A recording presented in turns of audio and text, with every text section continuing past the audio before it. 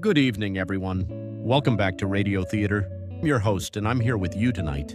There's something humbling about travel, about finding yourself in a place where you don't speak the language, where the signs make no sense, where you're completely dependent on the kindness of strangers.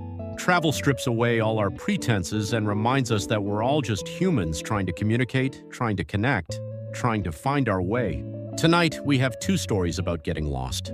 One about a language barrier that led to the most embarrassing and oddly beautiful moment of someone's life, and one about a wrong train that became the right journey. So settle in and let's listen together.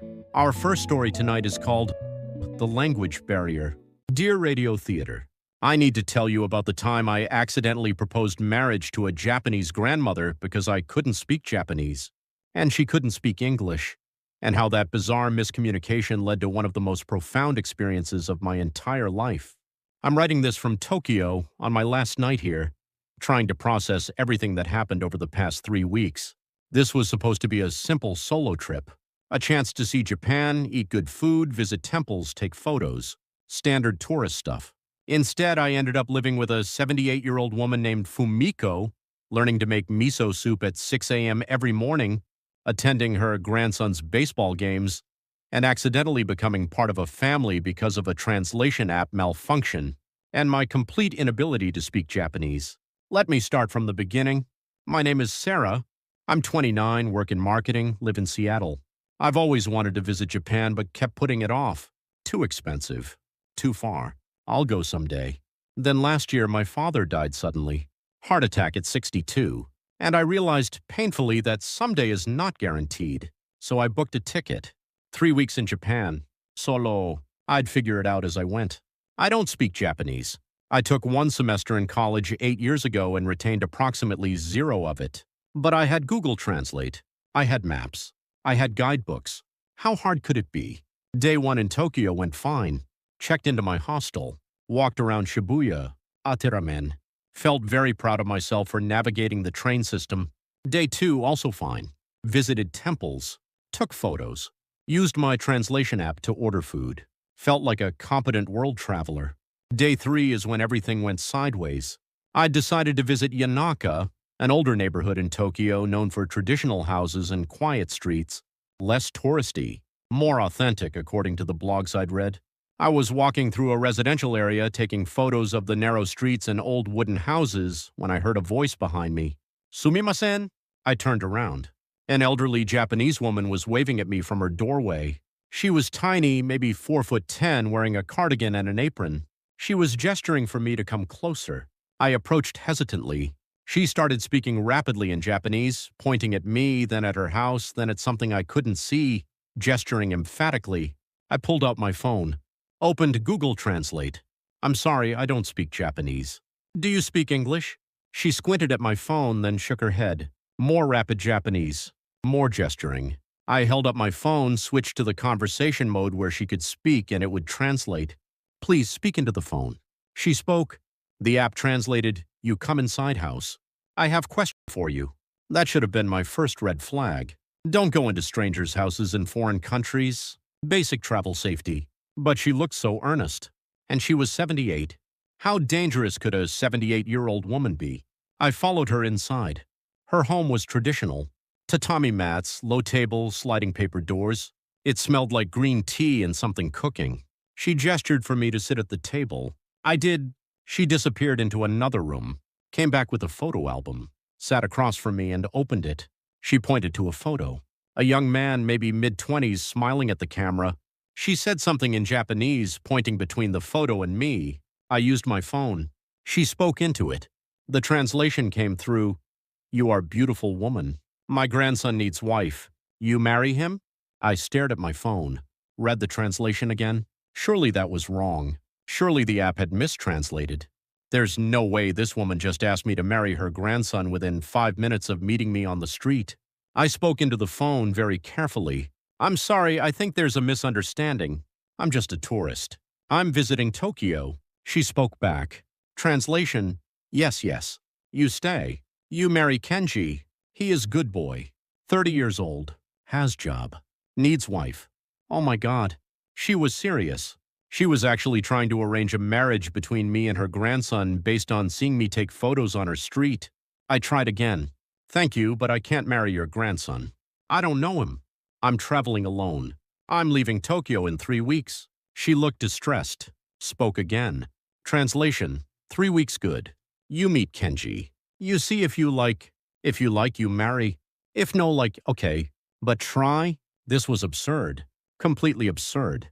I needed to leave.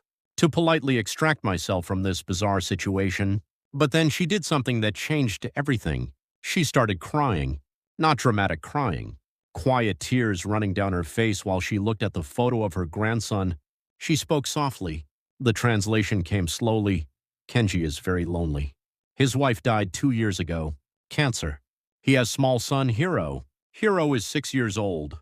They are very sad. I worry for them. Kenji works too much. Hiro needs mother. I am old. I cannot help much longer. Oh no.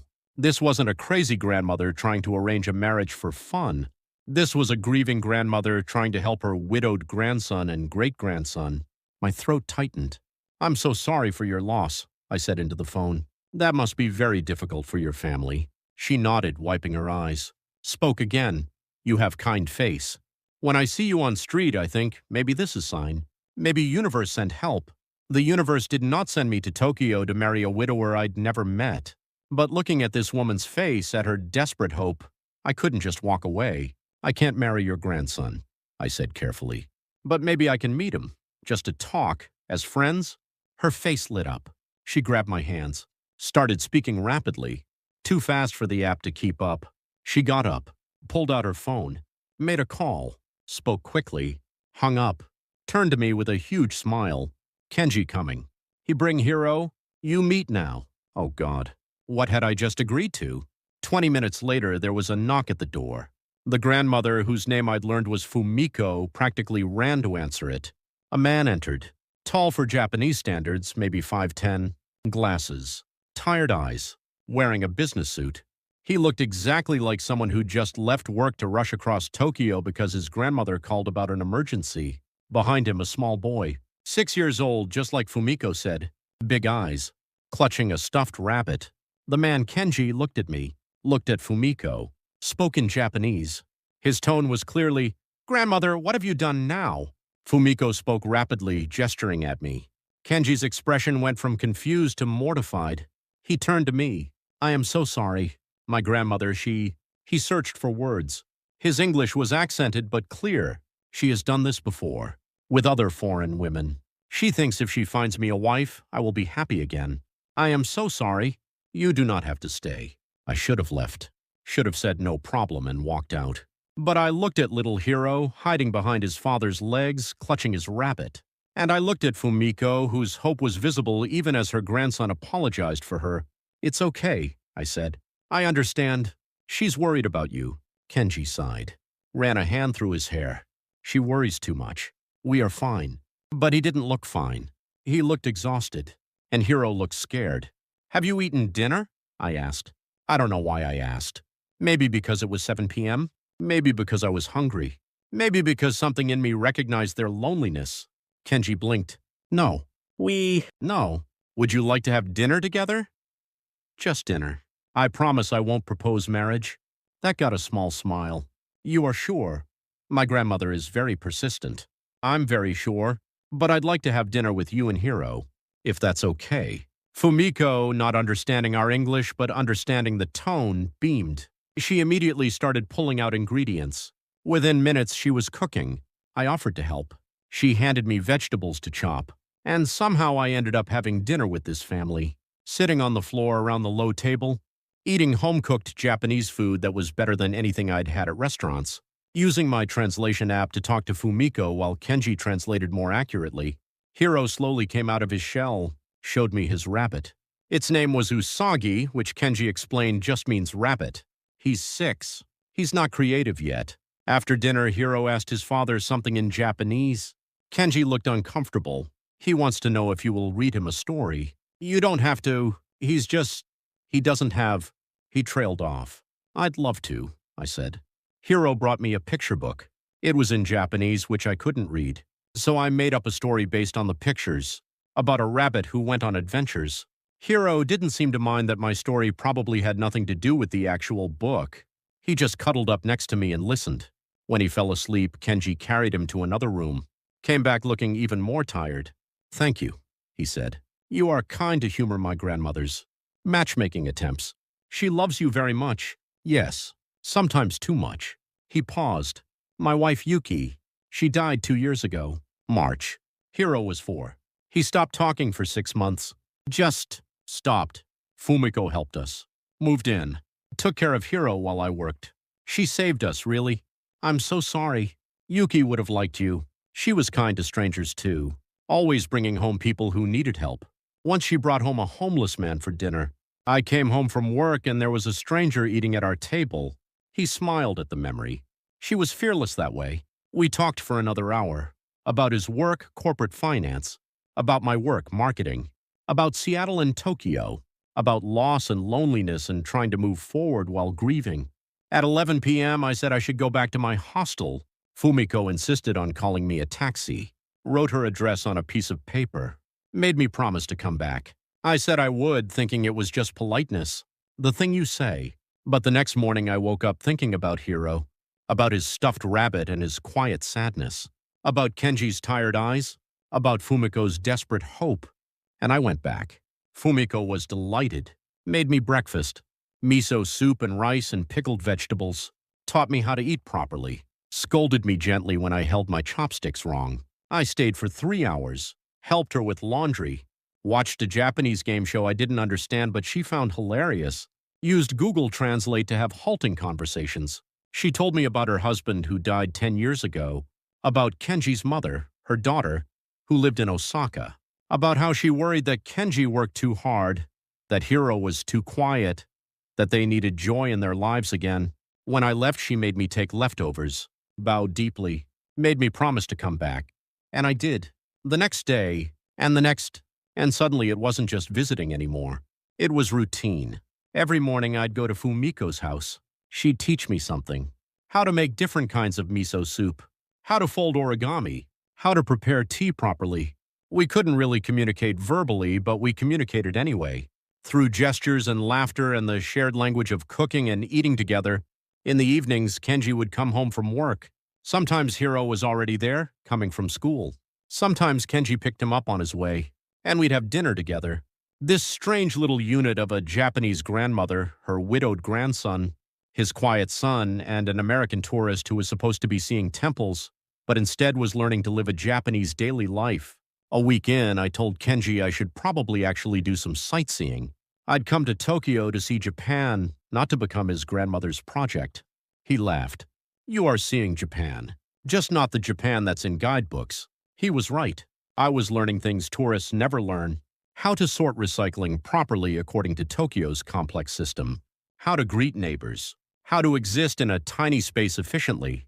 How to be quiet and respectful. How to find joy in routine. Hiro started waiting for me by the door when I arrived. Started talking more. Started showing me his drawings from school. Started calling me Sarah-san with his small, serious voice. One evening, 2 weeks into my trip, Kenji asked if I wanted to go to Hiro's baseball game that weekend. He plays on a team. He's not very good, but he tries hard. Of course I went. Sat with Fumiko in the tiny bleachers at a small baseball field. Watched 6-year-olds attempt to hit balls and run bases. Hiro was indeed not very good, but when he actually made contact with the ball and ran to first base, Fumiko and I both cheered so loudly people stared. After the game, Hiro ran to us, sweaty and happy. He said something to his father in Japanese. Kenji looked surprised. He wants to know if you can come to dinner at the restaurant. To celebrate his hit, we went to a kaiten sushi place where the plates go around on a conveyor belt. Hiro was thrilled to pick his own plates. Fumiko was thrilled to watch him eat. Kenji was thrilled to see his son acting like a normal, happy child. And I realized I was thrilled too. Thrilled to be part of this. This small broken family that was slowly becoming less broken. That night, walking back from the station, Kenji said something that made me stop. Hiro asked me today if you were going to be his new mother. My heart stopped. What did you tell him? I told him you are our friend, that you live in America, that you will go home soon. He cried. Kenji, I'm so sorry. I didn't mean to. No, don't apologize. You have given him something precious. Hope. The idea that life can have joy again, that new people can come into our lives and care about us. Even if you leave, that lesson stays. I don't want to hurt him. You won't, or you will when you leave. But that's okay. Hurt means you care. Hurt means something mattered. We've been numb for 2 years. Hurt is actually progress. My last week in Tokyo, I spent almost every day at Fumiko's house. We cooked together. We watched TV together. She taught me Japanese words. I taught her English phrases. Neither of us became fluent, but we understood each other. Kenji took a day off work, his first in months, to take Hiro and me to Disneyland Tokyo. We rode rides, ate themed food, took silly photos. Hiro laughed until he had hiccups. It was the best day. My last night, Fumiko made a special dinner. All my favorite dishes from the past 3 weeks. The whole family was there. Kenji's mother had even come from Osaka to meet me. After dinner, Fumiko gave me gifts. Small things. A handkerchief she'd embroidered. A package of good tea. A photo of all of us together. She spoke into my translation app one last time. You are not Kenji's wife. But you are family. Family is not only blood. Family is people who care. People who show up. You showed up. Thank you. I ugly cried. Fumiko cried. Even Kenji got misty. Hiro didn't understand why everyone was sad when he wasn't sad yet. They took me to the airport. All 3 of them. Fumiko held my hand the whole train ride. Hiro held my other hand. Kenji carried my bag. At the airport, saying goodbye was brutal. Hiro cried. Fumiko cried. I cried. Kenji didn't cry but looked like he wanted to. You come back, Fumiko said in English. One of the phrases I'd taught her. You come back to family. I promised I would. I don't know if I will. Flights are expensive. I have work. Life gets busy. But I also know that what happened in Tokyo was real. That for 3 weeks I was part of a family. That a translation app malfunction and an elderly woman's desperate matchmaking attempt led to something beautiful. I'm on the plane now, writing this. Thinking about Fumiko's miso soup. About Hiro's rabbit. About Kenji's tired but genuine smile. About how language barriers don't actually matter when care is the language you're speaking. I went to Japan to see temples, to eat food, to take photos, tourist stuff. Instead, I learned that family isn't about DNA or marriage or traditional structures. It's about showing up, about being present, about caring about people even when it's inconvenient or doesn't make sense or completely derails your travel plans. I learned that sometimes the universe does send you where you need to be, just not for the reasons you think. Fumiko thought the universe sent me to marry her grandson. She was wrong about that. But maybe she was right that the universe sent me. Just not as a wife, as a friend. As a reminder that they weren't alone. As proof that strangers can become family if you're brave enough to let them in. And I learned something about myself too. That I'm capable of opening up to people even when we can't speak the same language. That I can be part of something even when I don't fully understand it.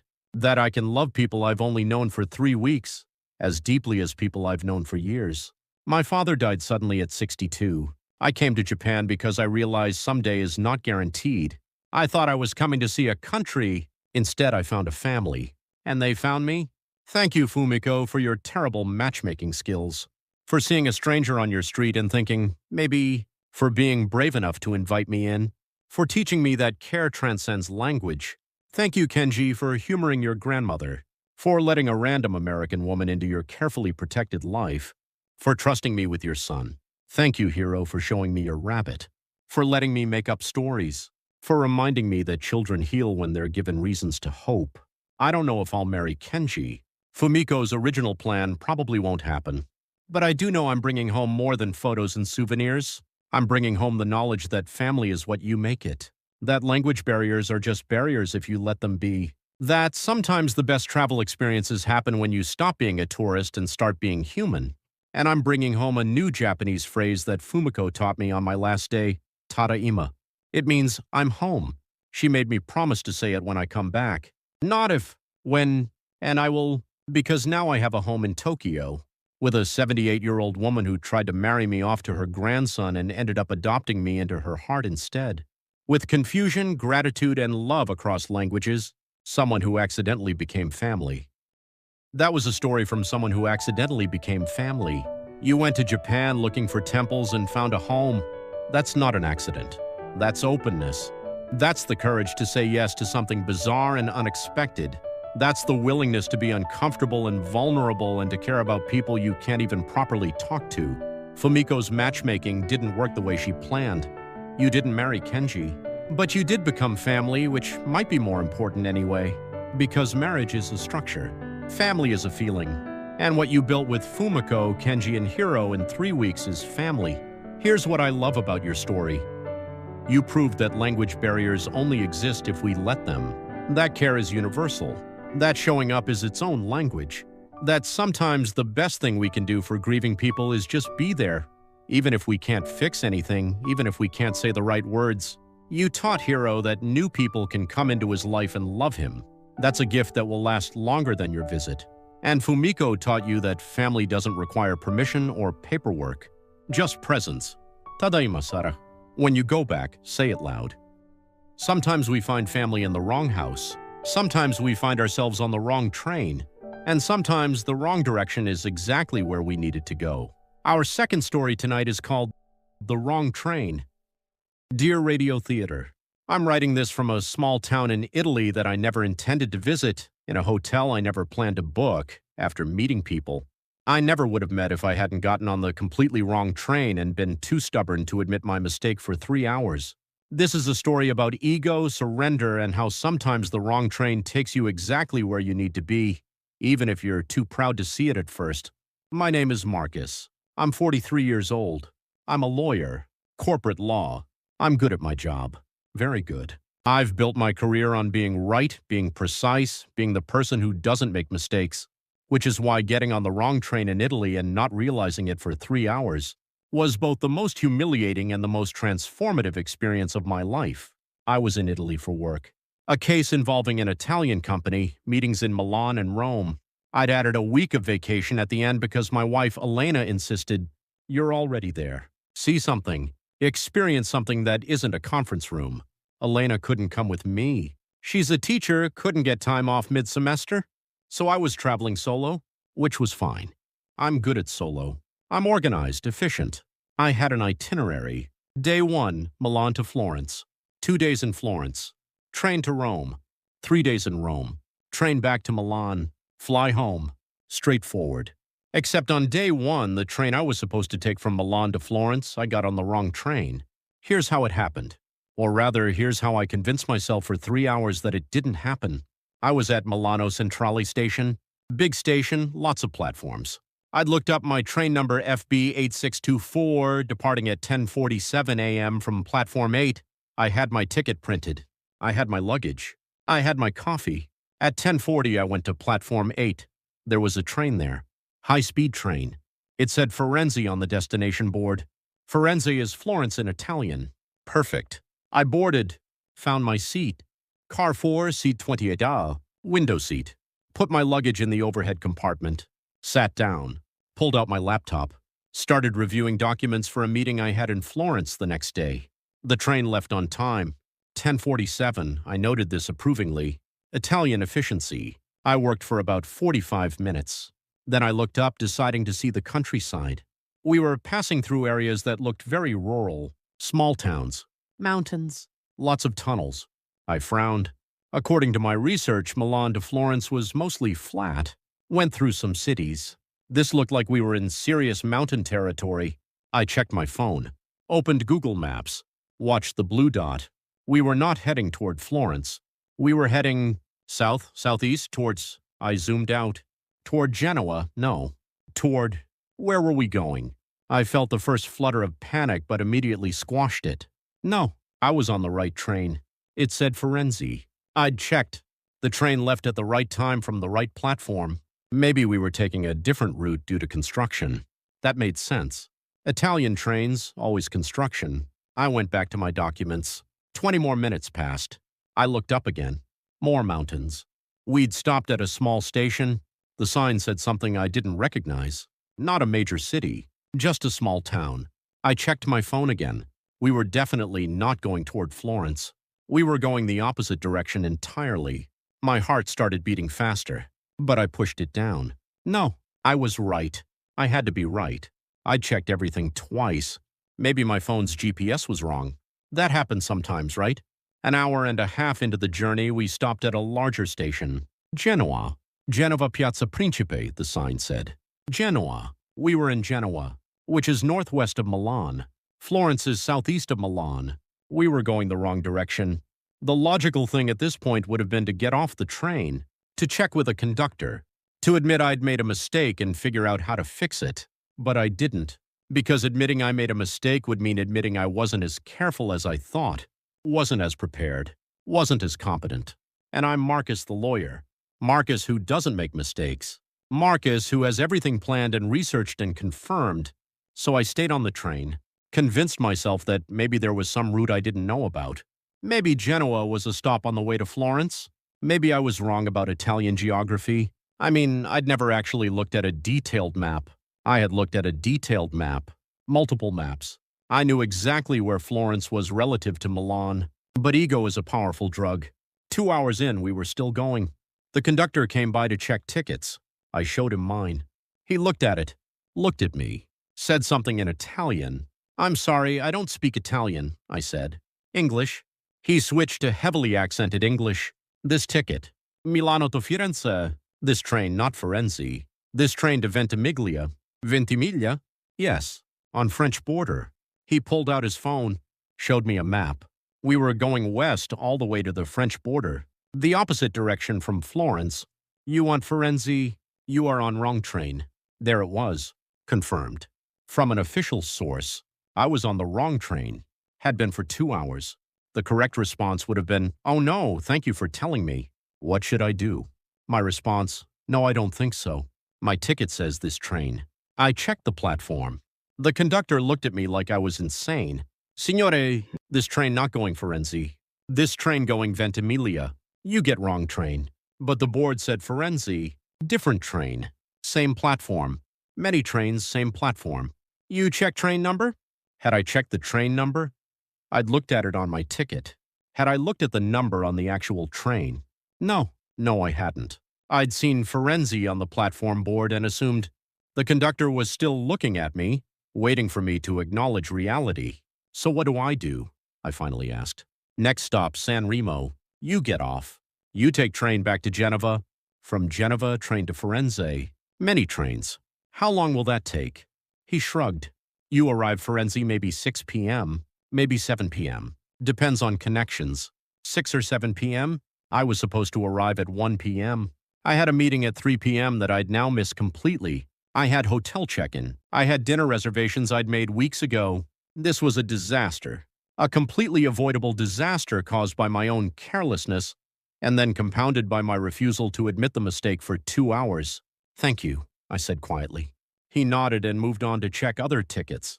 I sat there feeling humiliated, angry at myself, trying to figure out how to salvage the day. I pulled out my phone, started canceling things, texted the client I was supposed to meet, made up an excuse about train delays, canceled my dinner reservation, called the hotel to say I'd be arriving very late.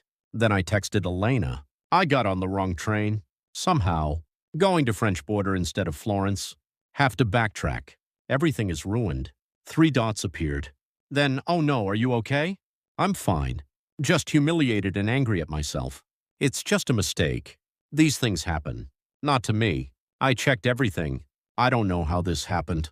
You're human. Humans make mistakes. It's okay." But it wasn't okay. Not to me. Because I'd built my entire identity around not making mistakes. Around being the person who had it together. Who was always prepared.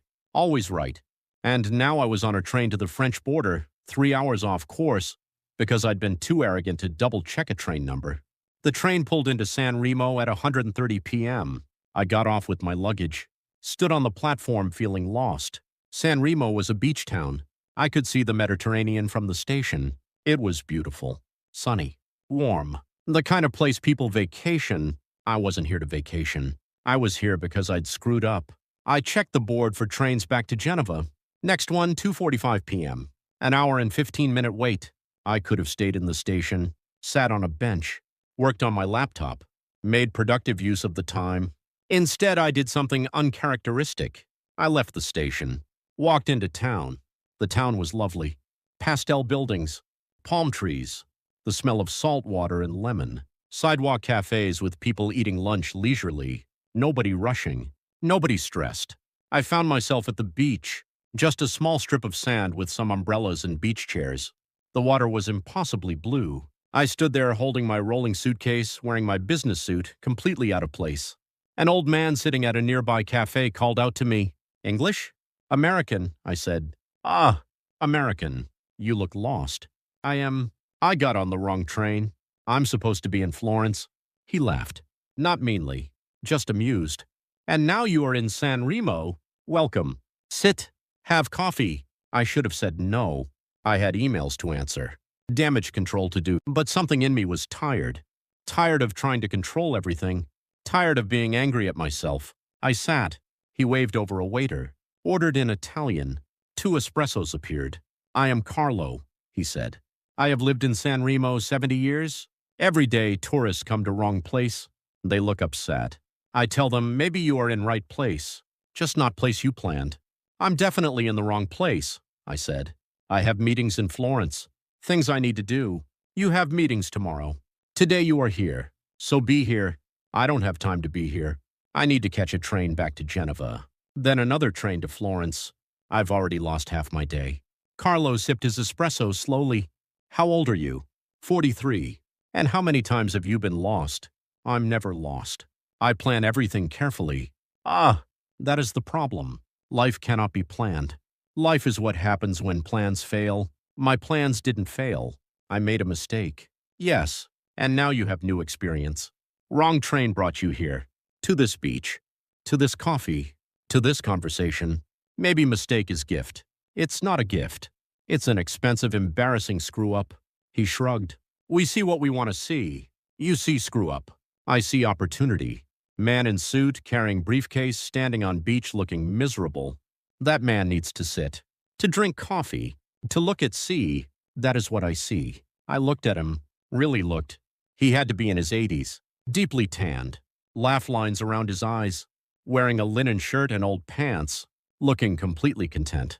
"You live here?" I asked. "All my life. I was born 3 blocks from here. I will die here. This is my place. Don't you want to travel? See other places?" "I have seen other places. Milano, Roma, Paris, London. Beautiful cities. But this is home. Why leave when everything I need is here?" I didn't have an answer. Because I couldn't imagine being satisfied with one place. I was always going somewhere. Always chasing the next case, the next opportunity, the next rung on the ladder. "What do you do?" I asked. "Do? I am retired. I was fisherman. Now I sit. I drink coffee. I talk to tourists who get on wrong trains. This is my job now." He said it with such contentment. Like sitting and drinking coffee and talking to strangers was a perfectly legitimate way to spend a life. We sat in silence for a few minutes. I watched the water. Watched people strolling along the beach. Watched the world move slowly. "You know," Carlo said eventually, "when I was young man, I wanted to leave San Remo. I thought it was too small. Too boring. I wanted adventure. Big city. Important job. Like you, maybe. What stopped you?" "I fell in love. Girl from here. Maria. We married. We had children. We had life. And one day I realized adventure is not somewhere else. Adventure is in paying attention to where you are." That sounds like something people say when they've given up on their dreams. He laughed. Maybe my dream changed. Maybe I learned that dream of being somewhere else is often just fear of being where you are. That hit harder than I expected. Was I running from something? Was all my travel, all my work, all my constant motion just avoiding stillness? My phone buzzed. Email from work. Something needing my attention. Something urgent, according to the subject line. Everything was always urgent. I looked at the email. Started to open it. Then I stopped. Put the phone back in my pocket. "Good," Carlo said. "Email can wait. Coffee cannot. Coffee is now." We sat for another 30 minutes. Carlo told me about San Remo, about the flower market, about the casino, about the old town, about the best restaurants, about his grandchildren who came to visit. He asked about my life. I told him about being a lawyer, about cases and deadlines and billable hours, about always being busy, always working. "You like this life?" he asked. "I'm successful at it." "That is not same question." "You like it?" I thought about it. Really thought. I don't know. "I'm good at it." I make good money. I'm respected. I thought that would be enough. But it is not. I don't know what enough even means anymore. At 2:30 p.m., I stood up to go catch my train. Carlo stood too, shook my hand. "Thank you for the coffee and conversation," I said. "Thank you for sitting, for stopping." Many people, they rush through. They don't see where they are. They only see where they are going. You stopped. That is something. I stopped because I made a mistake. Then maybe mistake was good thing. Safe travels to Firenze. But remember San Remo. Remember that sometimes wrong train brings you to right place. I made my way back to the station, caught the 2:45 p.m. to Genova, then caught a train from Geneva to Florence. Arrived at 7:30 p.m. exhausted. My hotel room was nice, overlooking the Arno River, the kind of room I'd normally appreciate. But all I could think about was San Remo, about Carlo, about sitting at that cafe watching the water. I texted Elena. Finally made it to Florence. But I keep thinking about the beach town where I had to wait. Met an old man who asked if I liked my life. I didn't have a good answer. She responded, "What would a good answer be?" I stared at that message for a long time. What would a good answer be? I spent 2 days in Florence, saw the Duomo, the Uffizi, ate incredible food. All the things I was supposed to do, but my mind kept drifting back to San Remo, to Carlo's question, "Do you like this life?"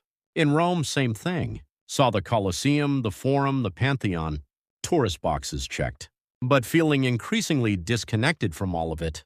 On my last day in Italy, instead of flying out of Milan as planned, I did something impulsive. Something completely unlike me. I took a train back to San Remo. I didn't have a plan. Didn't know if I'd find Carlo. Didn't even know what I was looking for. I just knew I needed to go back. I found the same cafe. Different time of day, early evening. Carlo was there. Same spot. Same linen shirt. Reading a newspaper. He looked up when I approached. Broke into a huge smile. "American, you came back. You got on wrong train again?" I laughed. "No, this time it was on purpose. Even better. Sit. Tell me why you are here." I sat. "I've been thinking about what you asked me, if I like my life. And I realized I don't like it at all. I'm successful. I make money. I'm good at what I do. But I'm not happy. I'm not present. I'm always somewhere else, thinking about the next thing." Carlo nodded. "This is common. Many people are where they are not. Very few people are where they are.